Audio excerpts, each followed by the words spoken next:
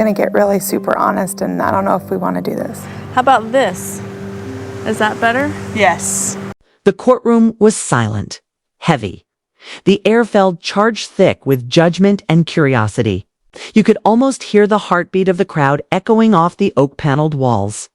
Reporters, fans, and former supporters filled every bench, their eyes fixed on the double doors. Then they opened. Kody Brown stepped inside. The man America had watched for over a decade on Sister Wives now stood not as a reality TV patriarch, but as a defendant. Gone were the lights, the cameras, the polished confessionals. This was no episode, this was law. His golden brown hair, once a symbol of confidence, now hung dull and weary. His shoulders slumped under the invisible weight of public scrutiny. Behind him came the women who had once called him husband: Meri, Janelle, Christine, and Robin. Meri walked first, her face unreadable, lips pressed thin. Once his first love, she now looked more like a witness than a wife. Janelle followed, calm but cold, clutching a folder close to her chest. Always the practical one, the quiet strength. Christine entered next, steady, poised, but clearly carrying the heaviest truth. Once the emotional heart of the family, today she was something else, a woman finally ready to speak. And then Robin, the last remaining legal wife, clinging to Kody's arm, eyes darting anxiously across the room. To the world, she had been the peacemaker. But inside, everyone saw the fear. All rise. The judge entered, his black robes swaying as his gavel struck one sharp. Final, like thunder rolling through the room. The prosecutor, a sharp, composed woman in a navy blue suit, rose first. "Your Honor," she began, voice steady and clear. "This case is not about faith or television. It's about accountability. For years, the Browns have lived outside the law, parading it on national television. Today, we ask this court to decide if fame places anyone above justice." A murmur rippled through the audience. Cameras weren't allowed, but everyone knew the world was watching. Kody's lawyer stood, silver-haired and deliberate. "Your Honor, my clients aren't criminals. They are a family devoted, and misunderstood. They've raised children, paid taxes, and shared their lives with honesty. All they ask is to live their truth without persecution." But even as he spoke, the fractures were visible. Meri stared down. Janelle's jaw tightened. Christine's eyes glistened. Robin prayed silently. The first witness took the stand, a former neighbor, nervous but firm. She spoke about the chaos the family's fame had brought, the constant media swarm, the tension in their once quiet town. "They wanted to show love," she said, "but it tore this place apart." The defense countered with stories of charity and kindness. But it didn't matter. The illusion was cracking. By afternoon, the courtroom air felt suffocating. This wasn't about plural marriage anymore.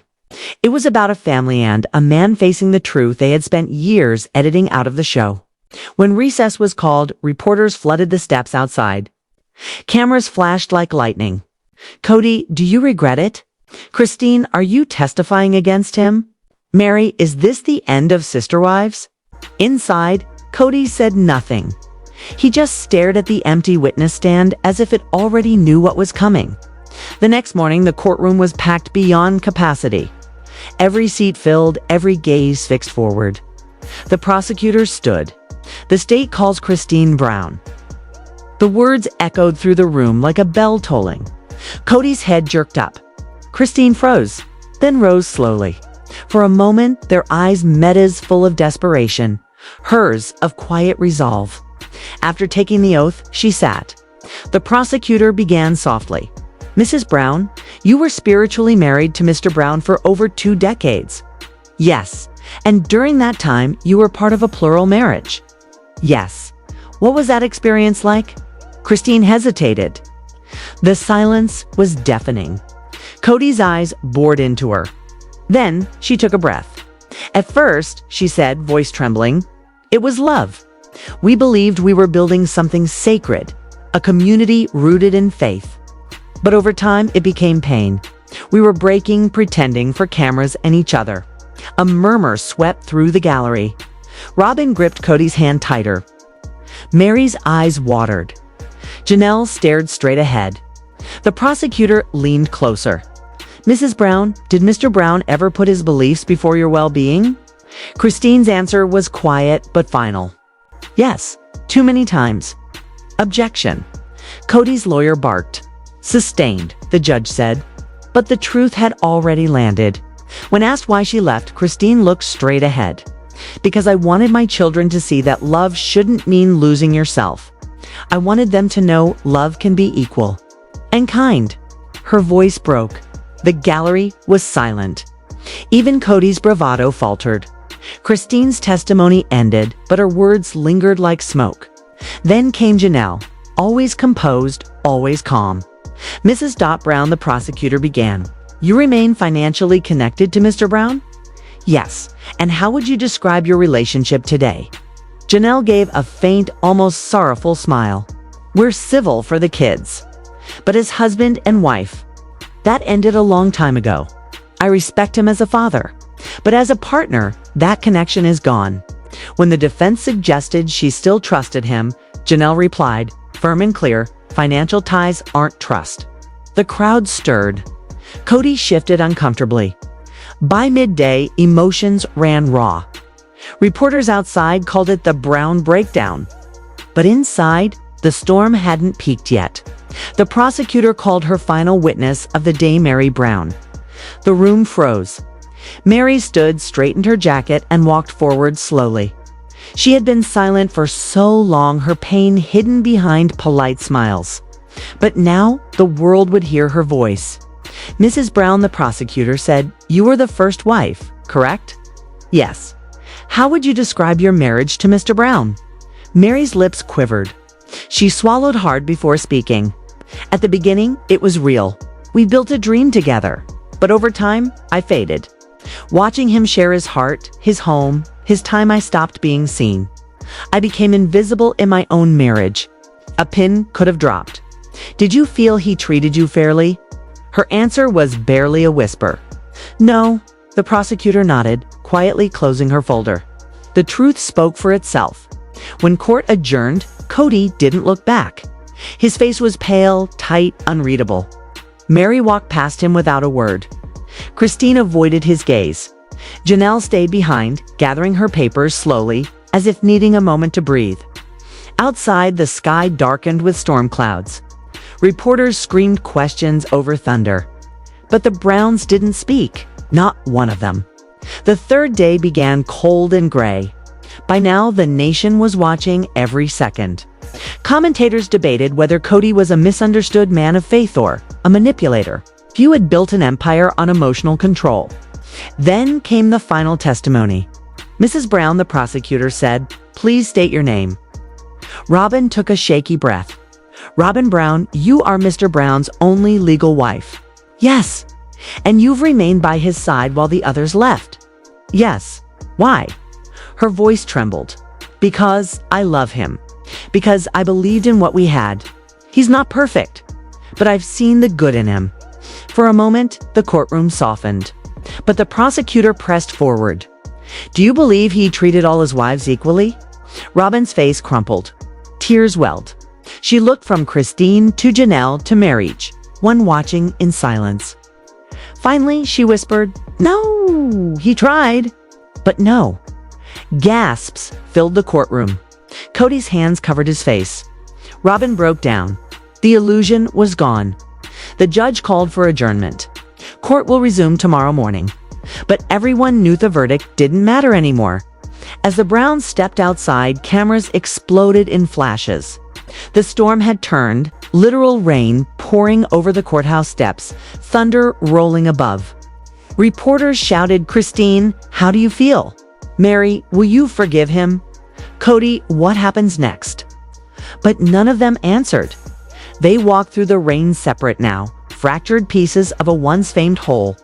Inside the courthouse, the empty seats and echoes of testimony lingered. The gavel would strike again tomorrow, but the true judgment had already fallen. The family once celebrated as pioneers of faith and plural love had become a cautionary tale of pride, heartbreak, and the cost of living under a spotlight. Kody Brown, once the confident head of a sprawling household, now stood alone, haunted by the echoes of 4 women who had once believed in him. As the courthouse doors closed behind them, the world outside erupted with headlines, opinions, and noise. But inside, in that cold courtroom, a legacy had ended, with an explosion, but with 4 quiet truths. This wasn't just the fall of a family. It was the reckoning of a man.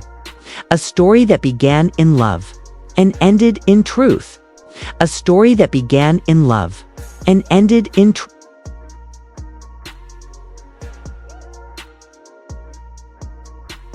The courtroom was silent, thick with tension, heavy enough to taste. You could almost hear hearts beating beneath the polished oak benches. Reporters, fans, and strangers leaned forward as the double doors creaked open. And there he was, Kody Brown, the man America had watched for over a decade. No longer walking onto a TV set, but into judgment. Behind him followed the women who had once shared his faith, his home, his name. But this wasn't TLC. There were no soft lights or producers whispering cues. This was real. This was law. Kody's golden brown curls, once a symbol of confidence, now hung limp around his face. Each step carried the weight of years of choices. Meri, his first wife, walked behind him, lips tight, eyes hollow.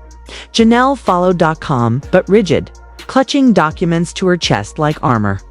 Christine, the heart of the family turned truth-teller, came next, her calm expression hiding years of ache. And finally Robin, the last legal wife, her trembling hand gripping Kody's arm as whispers rippled through the gallery.